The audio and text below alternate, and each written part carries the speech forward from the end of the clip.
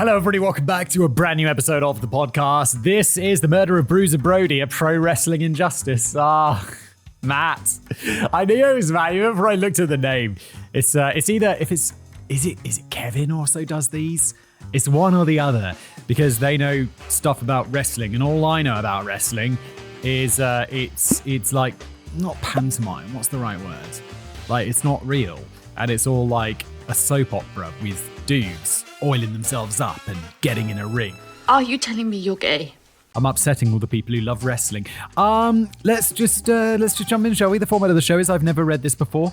We're going to read it together and explore, my friends. And try not to be too turned off if you don't like wrestling. Even if you just stick around for my torture of it. Ring the bell, my friends. We're stepping back into the squared circle. Well, we're more like forcing Simon back into it. Preach! But no matter, it's everyone's favourite time, pro wrestling time with Matt. While pro wrestling is popular worldwide, it's still very much an acquired taste. And the same can be said of hardcore wrestling. Wait, what's hardcore wrestling? Is this actual wrestling? Wait, wrestling's a real sport though, right? Like, what was this called? Pro wrestling. Wait, is wrestling actually a thing? And I'm thinking of Worldwide Entertainment, WWE, World Wrestling Entertainment Federation, WWE. Look, is wrestling real? Are we talking about the real stuff today? Now, I can already hear Simon saying, what the f*** is hardcore wrestling? Bingo! Well, Simon and dear audience, it's what I like to call violence personified. For those who just think pro wrestling is fake, go watch a death match and you might be singing a different tune. Hitting people in the head with steel chairs and falling off ladders is all par for the course when it comes to hardcore wrestling, not to mention being sent through flaming tables, being dumped on thumbtacks or broken glass, being torn apart by barbed wire, with the ropes at times even being made of barbed wire, and bodies being caught in explosions and fireworks. This is not real. Has someone actually taken WWE and be like, yeah, let's do that with all the crazy violence? And let's do it for real, because that's kind of crazy, isn't it? It's a smorgasbord of insanity and sometimes borders on felony assault. I'm sure it borders on assault, like most sports, or like a lot of sports would border on assault if it wasn't like, oh, it's sport, isn't it? Like boxing, what we do, well, we're just going to assault each other. Hell, I've seen someone get their forehead sliced open with a pizza cutter and someone else get a hypodermic needle pierced through the inside of their cheek, and no, I'm not kidding. This can't be real. What? I can't believe this is real. It's nuts, it's bloody, at times it's stomach churning, but it has its fans, and if it's done right, it can be damn entertaining. I bet it's entertaining, but it's not something I ever want to watch because you'd be like, oh no, he's really got a needle in his face. This isn't WWE. How is this not as popular as WWE when this is real and WWE is not? Today we're going to discuss the death of one of the originators of the hardcore style of wrestling. His name is still known by hardcore wrestling fans the world over, and he's seen in Japan as one of the greatest foreign wrestlers to ever step foot in their country. His name was Frank Goodish, but he's best known the world over as Bruiser Brody. Yeah, if his name is like, what's his name? It's Goodish. That's his name. It's like, he's a goodish wrestler. He made a name for himself all over the USA, traveled the world, and spent years honing his craft. He was a mountain of a man at 6 feet 8 inches tall, that's 2.03 meters, and 300 pounds or 136 kilograms. He had a large bushy beard and a mane of unruly black hair. He was intimidating from the word go, but when he decided to get hardcore, he certainly would. Dude, all I can think, like, when people are this tall, it's like traveling the world. I guess he must... Is he rich? I don't know, is he flying? I guess, maybe he's not flying in his own plane, but at least he's like flying in the front of the plane. But like, people who are this tall, like 6'8", I'm 5'11". And if I'm in an economy seat, it's like, this is fine. But if I was 2 inches taller, this would be uncomfortable. And 6'8", you'd just be like, all I can think is how miserable. I feel like there's a sweet spot, like 6 foot. It's a good height to be. Not too tall, not too short, just right. Just before we continue, let me tell you about today's fantastic sponsor, and that is AG1. Look, if you ever struggled to juggle all of the elements of a healthy lifestyle, I know I did, but then a game changer came along, and that is AG1. Every morning, there's just a few minutes that meet my nutritional needs. You take a scoop from here, you put it in here, you shake it up, and you're good to go. Prioritizing your health is important, your gut health particularly, and AG1 delivers that. And the taste? Tastes surprisingly good. You might look at it and be like, dude, it's really green. But it's kind of like vanilla-y. It's pineapple. It just tastes good. And it doesn't just deliver a short-term boost of energy. It keeps your boost of energy up during the whole day. Kind of like coffee, but just more chill. AG1 has become an essential part of my routine, decluttering the chaos of health supplements. One scoop in a minute and you're done. Oh, and also quick tip, once you open this, toss it in the fridge for maximum freshness. AG1 is more than just a drink. It's comprehensive nutrition made powerfully simple. If you click the link below or go to drinkag1.com/TCC, you'll get a 1-year supply of immune-boosting vitamin D3 and K2 and 5 of these amazing AG1 travel packs. That comes absolutely free. Click the link below and join me on a journey to a healthier, simplified life. Thanks to AG1 for sponsoring, and now back to today's episode. From chairs to chains to barbed wire, he was an animal inside the ring, and his face was usually covered in a layer of blood before the show was over. His forehead was a canvas of deep scars that were always visible, and he was both admired and feared by fans. It's like, they're scared of him. Outside the ring, though, he was known to be intelligent and a sweetheart. He loved his family, he loved his fans, and he had a mind for business, making his intention known that at some point he wanted to buy into a promotion, since that was where the real money was. He simply wanted to make a good living for his wife and son, and perhaps that's what led to his untimely end. So everyone, as the darkness washes over us again, let's look into the circumstances surrounding the death of one of the most beloved big men in the history of wrestling, and how the circumstances surrounding his death reeks of corruption and backstabbing of the highest order. This is the murder of Bruiser Brody, and the tale of how his killer simply got away with it. I'm already blown away by this episode, finding out that hardcore wrestling is a thing. Some dude got stabbed in the... Why is there a hypodermic needle in the ring? Like, what the fuck? The wild man of pro wrestling. Frank Donald Goodish was born on June the 18th, 1946, and going forward we'll simply refer to him as Brody. Not much is known about his early life, but what is known is that he was a star athlete and was a successful football player at Warren High School in Warren, Michigan. After that, he was a very successful player in college at West Texas State, now known as West Texas A&M University. Why have I heard of that? I feel like I've heard of that one. But like normally when it's American universities, I'm like, yeah, Berkeley, Stanford, Princeton, Harvard, like all the big ones. But Texas A&M. Was there like a mass shooting there or something? Or is it just a really good university that I've totally forgotten about? He married a woman named Nola Marie Neese on June the 4th, 1968, but they ended up getting divorced just 2 years later on October the 12th, 1970. During his time with the NFL, however, Brody was introduced to the world of pro wrestling, so he decided to throw his own hat into the ring. To do that, he had to train under the best, so he sought out Fritz von Erich. Fritz was a legend in the wrestling industry, the patriarch of the legendary von Erich family, and all his sons followed in his footsteps, becoming well-known wrestlers in their own right. Brody started taking part in wrestling matches all over Texas and Louisiana, then started to travel the country, making impacts within all the territories across America. Before anyone asked, the territories in pro wrestling were smaller wrestling companies under the umbrella of the National Wrestling Alliance that spanned across America. It was not a question I thought to ask, to be honest, Matt, but okay. He became known as both Bruiser Brody and King Kong Brody, and he was a marvel to look at. A giant of a man, he would come into the ring swinging a steel chain in a circle over his head, dressed in a fur vest and black trunks with fur-covered boots. Okay. He looked like a wild man with his intense eyes and facial expressions, his wild curly hair, and his unkempt beard that he grew out until it covered his chest. This guy sounds like he belongs in the jungle. There's a quote. I didn't ever guess that I was going to be a professional wrestler. Once I started in professional wrestling, learned the ropes. If I had to do it all over again, I think I would probably even pass up my 3 years in the NFL and devote them to wrestling because it's been that good to me. Yeah, also, you don't get paid, right? Like college football, the people don't get paid, which seems like a right scam, in my opinion. So I mean, like, yeah, just go do. Well, I guess maybe the same is true for wrestling. I don't even know. Like American sports is so weird. It's so specific, and there's so many weird rules. Did I tell you I once watched an American football game? No. I mean, I have, yes, but I'm actually thinking of baseball. I once watched a baseball match. Baseball game? Baseball match. Baseball match. I'm going to go with baseball match. Yes. And it was so slow. There were like 6 rounds or whatever it's called. Home runs. 6 runs. Like total in the whole thing. And people were like, oh, it's an exciting game. And I was like, really? Okay. The only reason I watched it is because it was in Vegas and I was pretty broke. So I didn't have a lot of money to go gamble. So I was just like, what gambling lasts a long time? Sports betting. So I bet like $20 on a sports betting thing and sat in this lounge and watched this baseball game. And in Vegas, you can smoke inside. So I smoked a cigar inside. It's kind of weird.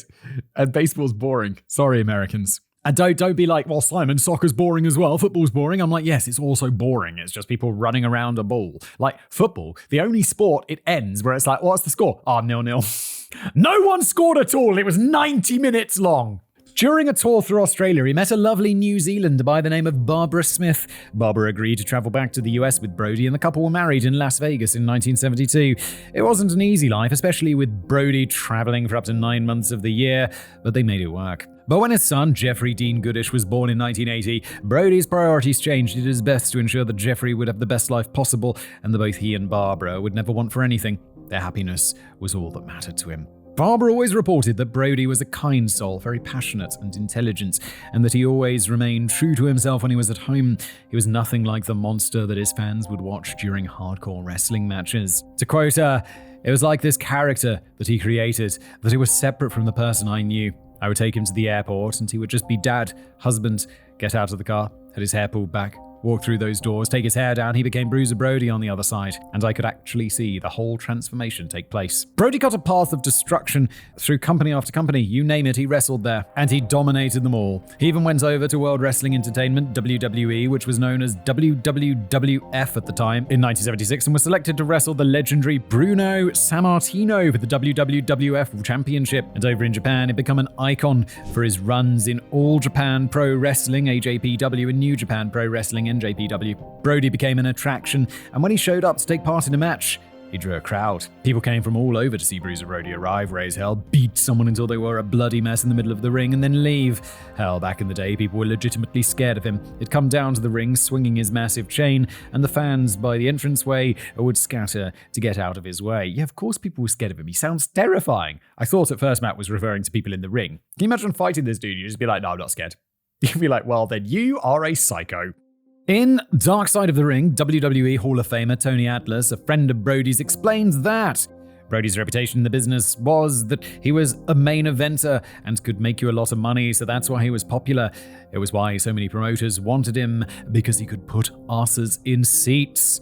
It was this fact that he was an attraction, a main event draw, that gave Brody a lot of pull and power over the promoters who wanted him and the other wrestlers who wanted to work with him. He wanted to protect his image and his brand, and so most of the time he refused to lose.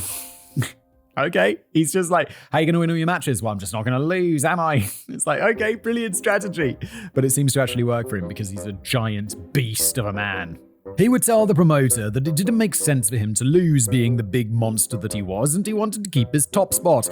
And old Brody wasn't afraid to take liberties with the other wrestlers if he didn't like them or thought they were below him. He was known to work stiff, aka beating the living piss out of someone in the ring for real, and some people didn't take too kindly to all of that. Wait, is this real or fake? Because you're saying like beat the piss out of someone in the ring for real. Why do we need to say that? I thought this was all real. This was hardcore wrestling. What's going on? To once more quote Tony Atlas, he was a pretty decent guy. If he didn't like you, he'd beat the living crap out of you. But I've just seen Brody take people in the ring many a time and beat them unmercifully. He would just beat them to death. Brody knew he had a persona to protect, and he didn't care what anyone else thought about it, as long as he got paid, as long as he brought in a crowd, and as long as he could provide for his family. To quote the man himself from an out-of-character interview, I don't know about the other professional wrestlers, I only know about Bruiser Brody. And when I go in the ring, it doesn't matter whether I'm in Texas or New York, and it doesn't matter whether people like or dislike me, I'm going to be just as aggressive every night. Bruiser Brody was a legend in his own time, but that didn't make him invincible. And tragically, that was a lesson that he would learn soon enough. Puerto Rico. Puerto Rico is probably one of the most well-known vacation spots in the world. It's located in the northeast section of the Caribbean Sea, approximately 1,000 miles, 1,600 kilometers, southeast of Miami, Florida, between the Dominican Republic and the US Virgin Islands. It's a tropical paradise that is known for a wide variety of fruits and, of course, rum. So all those nights that we can't remember after indulging in too much Don Q or Bacardi is all thanks to our Puerto Rican friends. Wait, is Bacardi from Puerto Rico? Like, I've had some really nice rums from Puerto Rico. A friend of mine's from Puerto Rico. Would not rank Bacardi as a nice rum. It's pretty grim. It's also one of the first things I got like super drunk on. And so it's always had like held like a bad spot in my mind to look with tequila. Oh, Also, tequila tastes kind of rough. Like rum's like, okay, it's nice. Tequila though is like, ooh, I mean, mix it up in a drink, fine. But even then it's like, why? Bacardi 151 was my arch nemesis in college and on beach trips back in the day, but that's a story or lack thereof for another time. Well, me too, Matt. You and I together. Although I don't know what Bacardi 151 is. I just had Bacardi, regular Bacardi, which I thought was Bracardi for the longest time. Yes, everyone loves the white sandy beaches of the island of enchantment, and tourism is the number one money-making business there, especially in the summer. However, there is one other thing that Puerto Rico is going on, and that's pro wrestling. The WWC, or World Wrestling Council, is a pro wrestling promotion in Puerto Rico, founded originally as Capital Sports Promotion in 1973 by Carlos Colon, Victor Jovica, and Gorilla Monsoon. Wait, Gorilla Monsoon's the name of a dude? Is that what goes on the paperwork? It's like, yeah, so sit down, gentlemen. Okay, if you just need to sign this will establish Capital Sports Promotions, and just sign your name right there, Gorilla. I mean, Mr. Monsoon. They were known for good wrestling, but what they were really known for was violence. I mentioned hardcore wrestling earlier, and that it had a firm place in WWC, and it still does. Back in the day, though, if there was a big show running, it was expected that the wrestling mat would be stained with blood at least 3 to 4 times a night, turning it from its normal white tan coloring to a bright red, and the fans ate it up. They wanted to see the brutality. They wanted to see people get hurt, whether it was barbed wire-covered 2x4s or flaming ring ropes. The fans couldn't get enough. And what made it all the better was back then the fans were still under the impression that everything they saw in the ring was real. The wrestlers really hated each other, and they wanted to kill each other, and that they were their characters. Okay, so it's another, like, blended... It's not like WWE, which is just, like, dancing, basically, but it's something in between.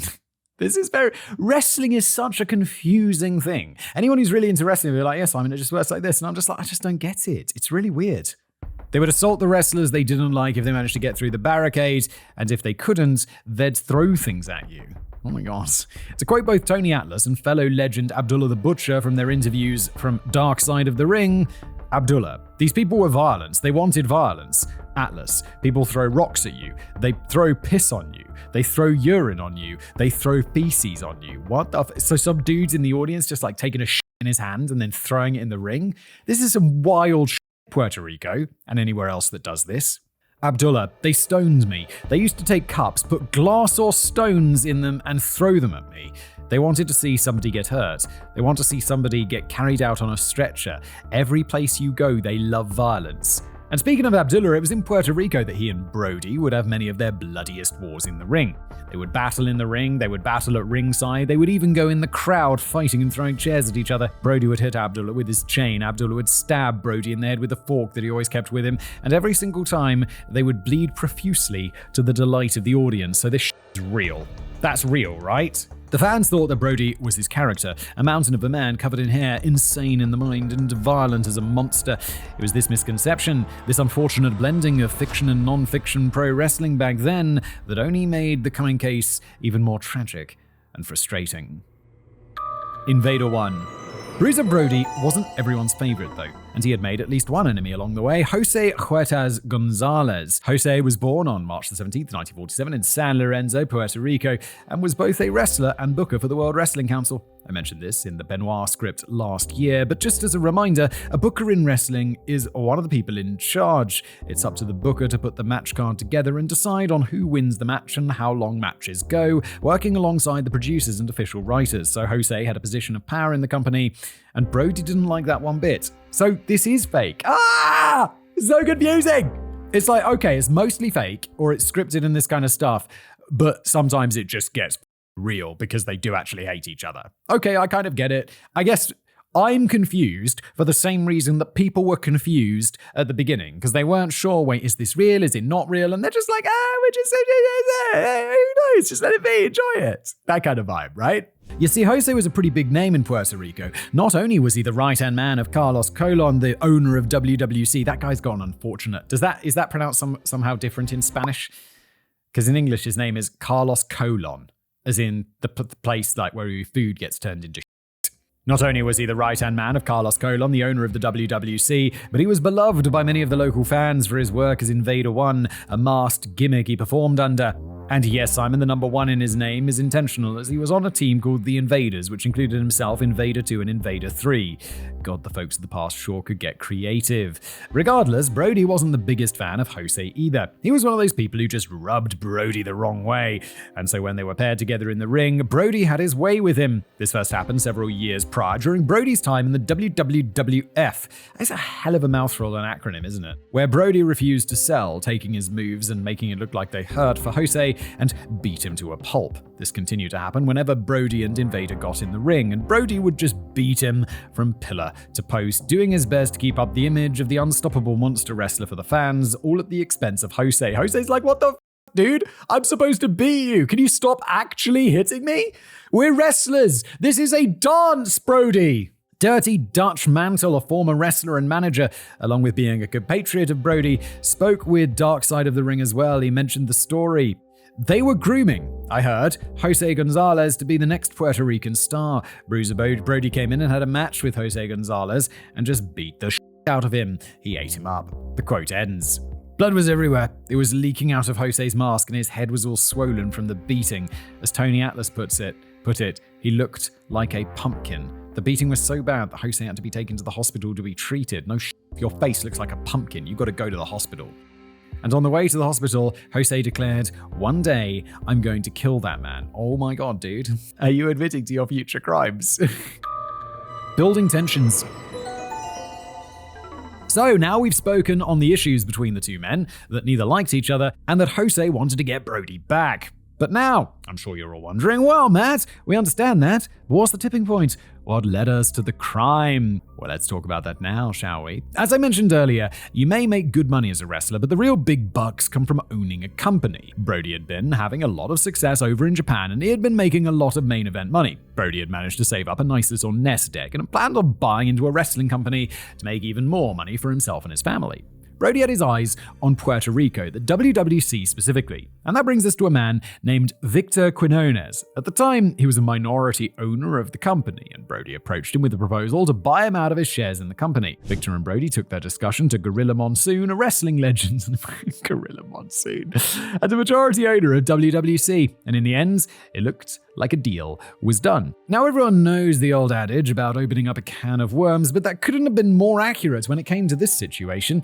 So here we have Brody, someone who is known to be no nonsense when it comes to his opinions, and he wasn't that much different when it came to money. First off, it's believed that the owners of WWC had owed money to Brody for his wrestling appearances anyway, so when he went down there for the final time, he had made it known that he intended to get his money no matter how many people he had to beat up. Was he just blowing smoke? Well, perhaps, but I'll leave that for all you to decide. I don't know if he's blowing smoke, it does sound exactly like the sort of thing he'd do. He'd be like, I'm just going to get into character, just going to go down to the office and just going to make them pay me. Just going to go in there and be like, yo, it's me, Bruiser Brody. They'd be like, oh, hi. What was his name? Steve or whatever. He'd be like, no, I am Bruiser Brody. Get me my money, bitch. Secondly, with Brody now coming into the company as a minority owner, the belief among those close to the situation is that while the owners wanted Brody's money, they didn't want his input or opinions when it came to the company, which obviously wouldn't sit well with Brody at all, especially since his first demand was that they had to get rid of Jose Gonzalez. Did he buy this guy's company just to fire him? It's kind of gangster. Brody hated the man and simply wanted him out. No buts about it. And as part owner, he'd have the power and authority to do it. Jose knew that this was a possibility, and the prospect of losing his livelihood because of a man he despised hated him. It wasn't the only stress he was under either. Only 3 months earlier, Jose's daughter had passed away in a terrible swimming accident. So all these factors combined to only throw gas on what was already a growing inferno. And it was about to burn out of control. Whether it was one of these things, all of them, or it had simply been a long time coming, Jose made a decision that would rock the wrestling world to its core. Blood in the locker room. Now, before we continue, I must put something out there. Much of the information regarding that night has been shrouded in mystery for over 30 years. Any official information from down in Puerto Rico is fairly skewed ever since, but we'll get to that soon. It wasn't until 2019 when much of the first-hand information was made known to the public from individuals who'd been there at the show, at the venue, or on the night of the crime, thanks to interviews as part of the critically acclaimed show Dark Side of the Ring, which I referenced heavily in this piece, as well as my other scripts regarding professional wrestling crimes. Was this on Netflix? Did Matt say that?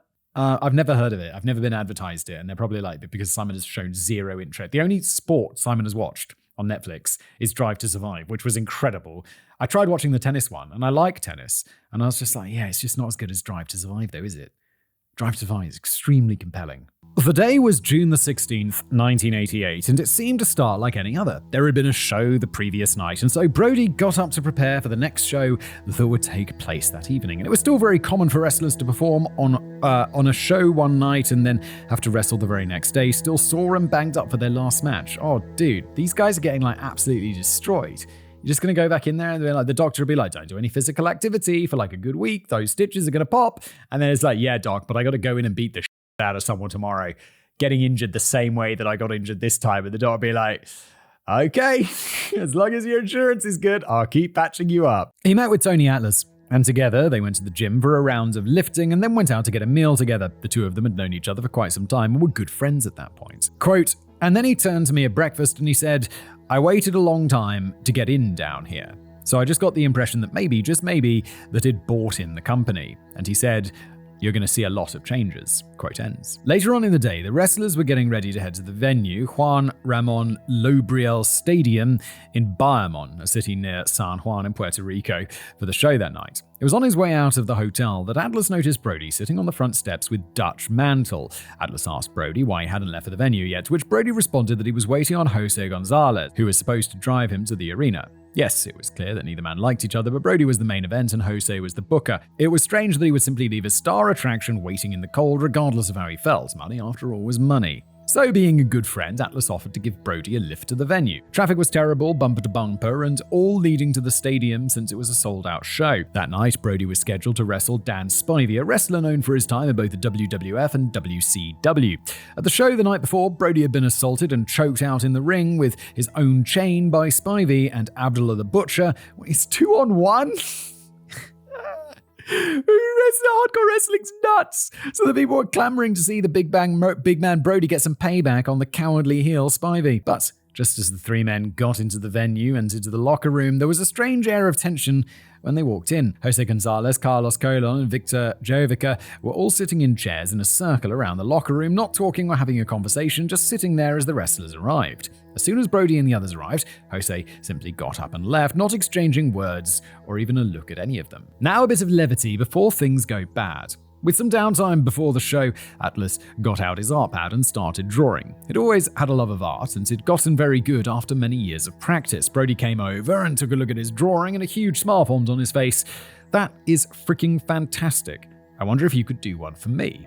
Atlas happily agreed, and so Brody went into his little personal bag and pulled out a picture of his son. Even being hundreds of thousands of miles away and across an ocean, Jeffrey was always on Brody's mind. His motivations were clear, and his promises were evident. Anything and everything Brody did, both good and not so good, he did for his son, he did for his wife, he did for his family. Which only made what occurred next all the worse. As he went to give Atlas the photo, Jose reappeared.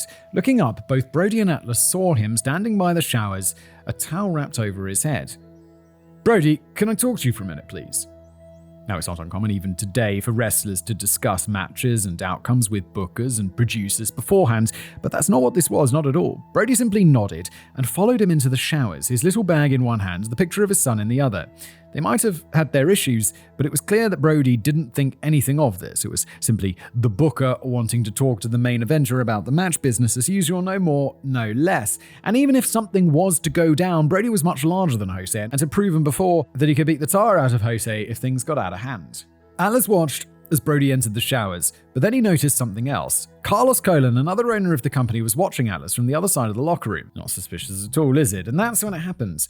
As I'm looking at Carlos, I hear this sound. Ah! So I looked up. Brody was halfway hunched over. I thought Jose punched him in the stomach. That's what I thought. That's the first thought that came to mind. Damn, he hit Brody. I said, oh, this is going to be a fight. So then he hollers again. Ah! I looked at Jose's face, and his eyes were bloodshot red.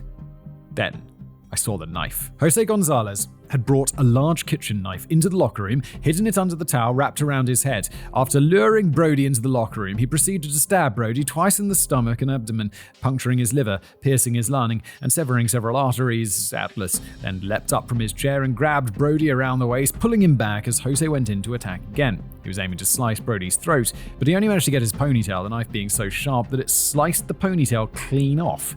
Good lord, that is a sharp knife. Carlos Colon jumped up and pinned Jose against the wall, telling him to stop and warning the other wrestlers away from the knife-wielding maniac. Atlas then laid Brody gently on the floor, noticed that Brody's abdomen had been cut open, and did what he could to keep Brody alive.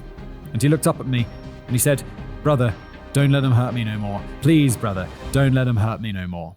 He said, "Don't let them," not him, them. That's why I don't know who the hell he was talking about. Who else is involved in this, I'm thinking. I said, "Ain't no fucking body gonna do anything to you." With Jose subdued by Victor, Carlos approached Brody and Atlas. Initially, Atlas didn't allow Carlos to get any closer, believing him to be involved, threatening to knock his head off if he got any closer. Carlos proclaimed his innocence of the whole deal, but Atlas didn't believe him, and frankly, I don't either. In this writer's honest opinion, while he might not have held the knife, I believe Carlos had knowledge of what Jose had planned and allowed it to happen. Again, simply my opinion, so take that with a grain of salt and about 100 allegedlys. Brody, though, allowed Carlos to get in. Carlos: "Brody, is there anything I could do for you?" Brody: "Just take care of my family." A futile effort. Not long after, Dutch Mantell re-entered the locker room. There's a long quote here. The whole dressing room was chaotic. The first person I saw was Chris Youngblood. I asked him what had happened. He was almost hysterical as he said, "Jose stabbed Brody." I still did not know what he meant, but as I looked deeper into the room, I saw Brody lying prone on the floor with several guys surrounding him. I thought that some guy named Jose had rushed into the room and attacked Brody. Everybody in PR is named Jose, so I just looked at Chris again and he said, "Invader. Invader stabbed Brody." It was bedlam in the dressing room. Now everything started to move in slow motion. I remember walking over to where Brody was lying and just staring in disbelief. A doctor is always present in San Juan, and he was crying. Brody was conscious, and as I looked closer, I could see a stab wound about an inch long and deep with air bubbles escaping from it. Much later, the doctor told me that meant the blade had pierced the lung. Brody was telling promoter Carlos Colon to take care of his family. I didn't see a lot of blood, but again, later, I learned that he was hemorrhaging internally. This can't be happening. I thought to myself, this can't be real, but it was real. I'm not a very religious person, but I eased over in a corner out of everyone's way and prayed for Bruiser. I then found myself looking through a plexiglass door that led into the shower. The door was kind of translucent plexiglass that distorted images somewhat, but I saw the Invader and Victor Hovica screaming at each other in the shower room. It seemed as though Invader was attempting to leave, and Hovica was trying to stop him. The long quote ends. Jose stormed out of the shower, his shirt on. He got his keys, walked right out of the locker room, out of the venue, got in his car and left. Yep, that's right. This man, who at the very least had attempted bloody murder, then simply forced his way out of the building, was allowed to drive off. Are you kidding me? Well, I mean, he's just stabbed someone. They're not the police. What are you going to do? Just hold him? Are you going to assume just call the police? Like, I don't blame people for not doing a citizen arrest or whatever. Also, speaking about allegedlys, some have cited that because Jose's shirt was torn, Brody must have gotten physical with Jose and was simply defending himself. To that, I have a counterpoint.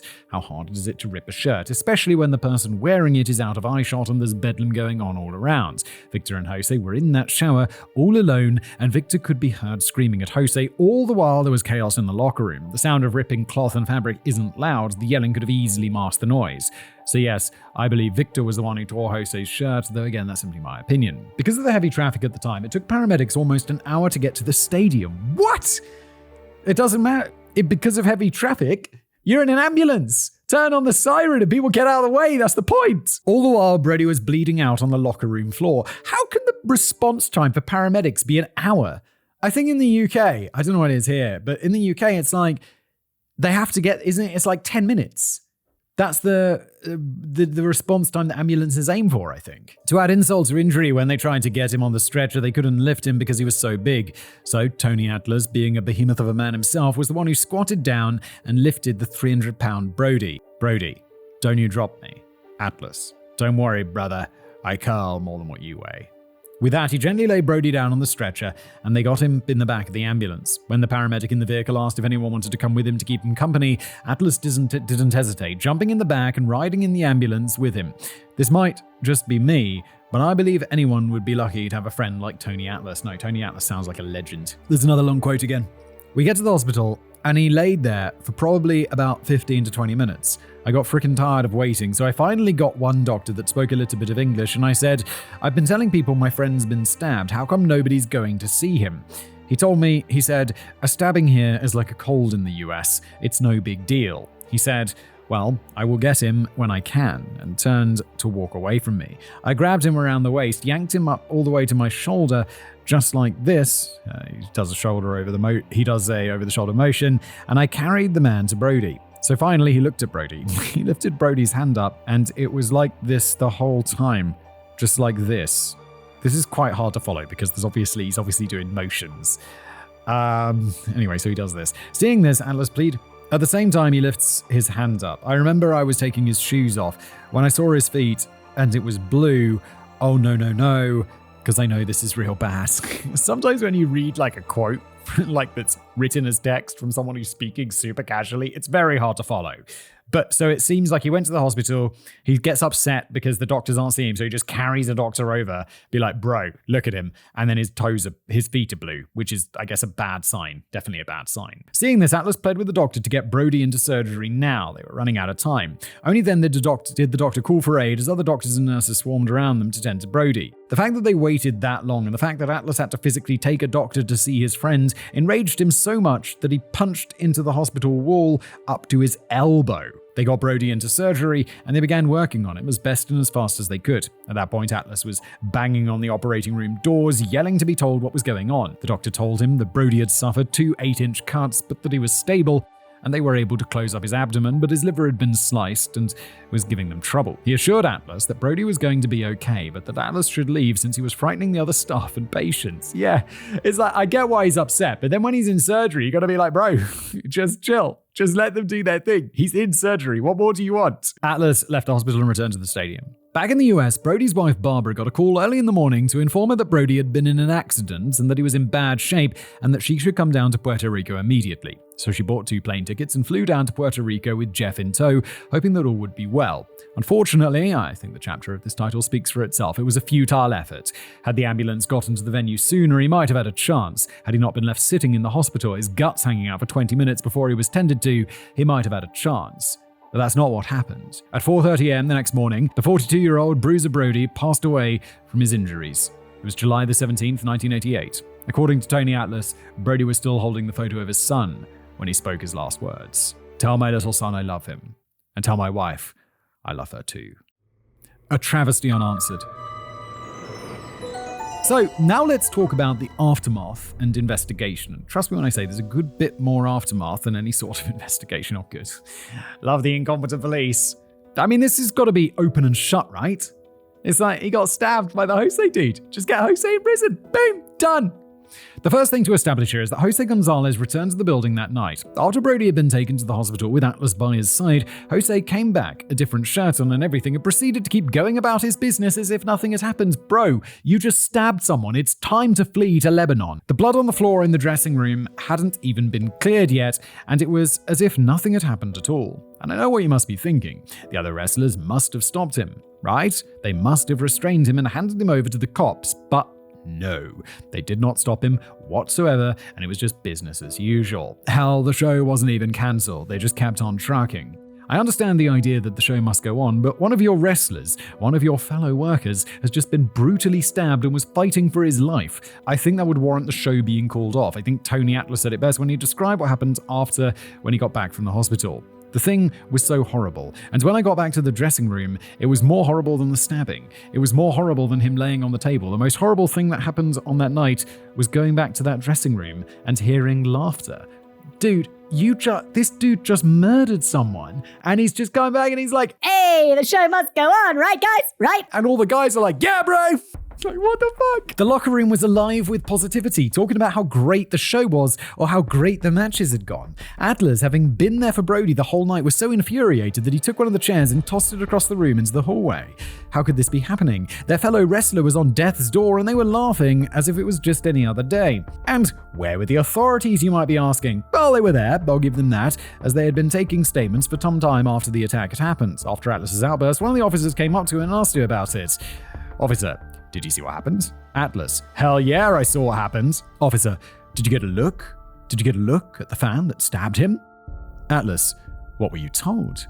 Officer, everybody in here said that Brody was stabbed before he got in the dressing room, that a wrestling fan stabbed him in the hallway and he stumbled into the dressing room. Now let's stop the quote right there for a moment. Yes, Simon, you read that correctly. Jose Gonzalez, as well as many other wrestlers in the locker room had told the police that a fan, not Jose, had stabbed Brody as he was getting ready to enter the dressing room. He then stumbled in and fallen to the floor, which explained the pool of blood.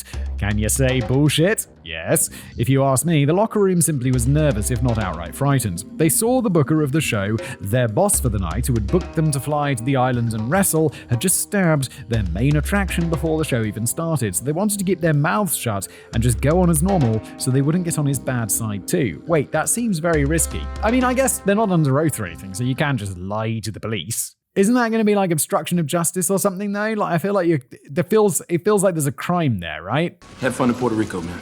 That, and of course they still wanted work. They were still being paid to wrestle, so they didn't want to speak out and jeopardize their livelihoods. That's all alleged, of course, but it makes the most sense to me. But Tony Atlas wasn't having any of it, and identified Jose Gonzalez as the attacker immediately, all while Jose was just sitting there, putting away his gear as if nothing had happened. Quote again, Atlas, that's a damn lie. That son of a bitch sitting right there is the one who stabbed him. Officer, you mean Vader? Atlas, yes, I mean Vader. That sucker right there. That's who stabbed Bruiser Brody. Ask everybody in the dressing room.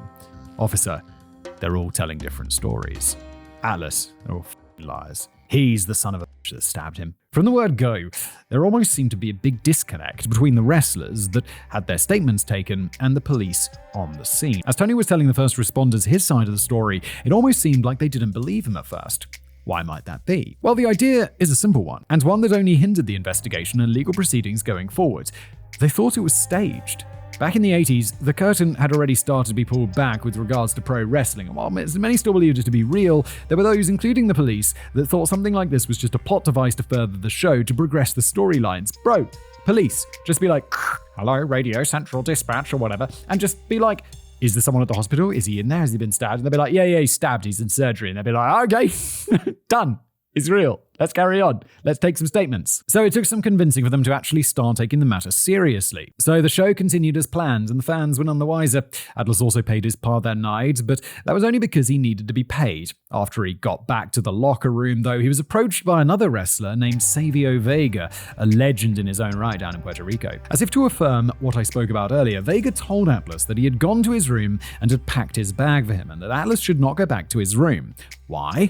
Because they were looking for him. They were looking for him because he was talking, because he was telling the truth to the police. Bro, there's too many witnesses. How long do you think you can keep this silent for? I don't know about you, but that would have made my blood run cold in an instant. After word got out the next morning that Brody had passed away, the other wrestlers mentioned how they didn't understand how this could have happened, and they didn't even know if the police were investigating the attack or not. You see, Carlos Cole and the WWC were a big deal in Puerto Rico, and still are to this day, so it seemed feasible that the police didn't want to get involved. Bro. Puerto Rico is America, right? It's like, I know my mate from there.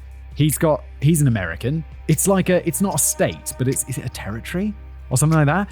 This is like, and I'm not saying like America's without corruption, but this seems like some proper South America style corruption. Puerto Rico. Here. Many of the wrestlers simply wanted to get out of the territory. Oh, okay, territory, there you go. And never look back. But Tony Atlas still went down to the police, and regardless of the danger, he told his side of the story in its entirety. Soon enough, several other wrestlers stepped forward with their version of what happened that day. They seemed to give the police the boost they needed, with one officer being quoted as saying to Dutch Mantel, "You tell Carlos Colon that we run this island, not him." And with that, Jose Gonzalez was arrested for the murder of Frank Goodish, aka Bruiser Brody. The wrestlers, including Tony Atlas and Dutch Mantel, packed up all their stuff, made arrangements, and many of them left Puerto Rico to continue working, awaiting the summons to appear in court to testify against Jose when the time came. As all this was going down, Barbara had landed with Jeff in Puerto Rico, and she was met at the airport by Abdullah the Butcher. Despite portraying themselves to be bitter rivals on screen, he and Brody had been good friends, and it was on Abdullah to inform his wife and son that he'd passed away. It didn't properly sink in for Barbara until she was brought to the morgue to identify the body of her husband, the father of her child, and the love of her life. She was devastated, and Jeff was an emotional mess, crying non-stop for hours upon hours in the hotel. But Barbara knew she had to remain strong. and make the arrangements to bring Brody home. Barbara made the call to have a simple wake in Puerto Rico, with the ones in attendance being herself, her son, a number of his fellow wrestlers, and several Puerto Rican wrestling promoters and fans. Afterward, Brody's body was cremated, and Barbara returned to the mainland US with his ashes. Wrestling fans the world over were distraught, and the whole community was in mourning over the loss of a beloved superstar. So, what about Jose Gonzalez? Well, at the end of the intro, I'm sure you remember that I said the murder of Bruiser Brody simply got away with it, and that's because he did.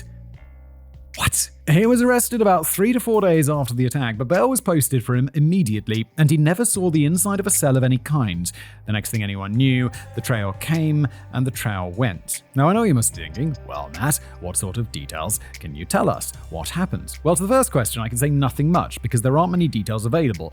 And to the second question of what happened, well, it was a total and utter sham. The trial only lasted for a few days, and the defense team went with the idea of it being self-defense. They say that Jose Gonzalez, who had brought the knife to the locker room, mind you, was confronted and attacked by Brody.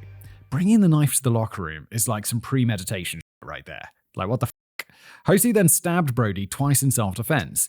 Now, everything we've heard up until this point tells us that that's bullshit, pure and simple, but in the end it worked. Jose Gonzalez was set free and judged not guilty on the grounds of self-defense. So, why did it work? Well, first off, the murder weapon, that knife, was never found. Now, I'm not saying that Jose simply got rid of the knife after he was allowed to leave the scene without a struggle, and that maybe he had some help from his business partners in doing so. No, I'd obviously never say such a thing.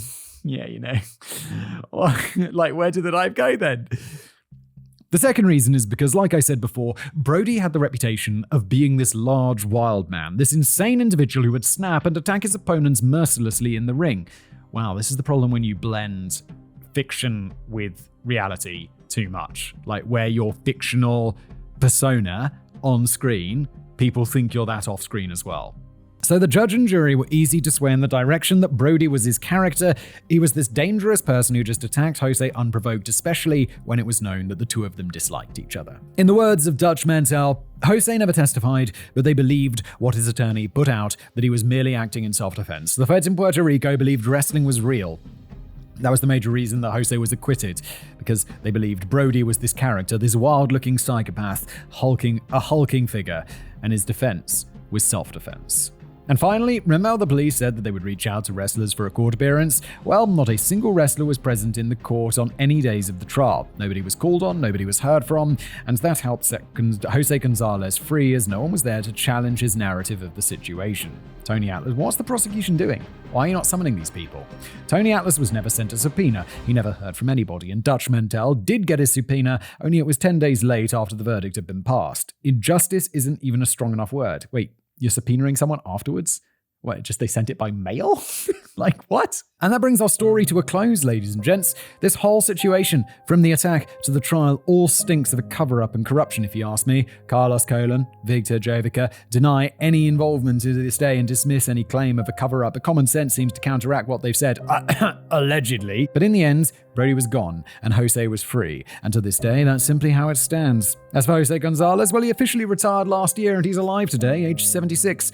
Sure, he held some titles and was cheered on in his home island of Puerto Rico, but no one knew the name Jose Gonzalez. No one knew the name Invader, and for a time he was simply relegated to appearing at children's birthday parties, nothing more than a glorified clown. And while he may never see any legal justice, it's a touch satisfying to see that his career and any sort of success he hoped for fizzled out completely and utterly after what he did. Yes, good. And with that, let us remember Frank Goodish, Bruiser Brody, an amazing wrestler, but also an amazing father and husband. Sure, he had his faults. Yes, he could be too stiff and too violent. And yes, he took his character and how he handled it maybe a bit too seriously. But at the end of the day, he loved the business of pro wrestling, and everything he did for his family. To this day, Bruiser Brody is seen, remembered, and revered as a wrestling legend, an icon, and an innovator in the hardcore and brawling styles of professional wrestling. In 2019, Brody was honored by the WWE by being inducted into the Hall of Fame class of 2019 as part of their legacy wing. I think Tony Atlas said it best. Every dog has his day. You cannot kill a legend. See, legends never die. So if that was Jose's thing, was to kill a legend, he failed miserably. And that's where we end today's episode. Thank you so much for being here. If you enjoyed it, leave a review, a rating, wherever you get your podcasts. If you're watching on YouTube, like and subscribe, and I'll see you next time.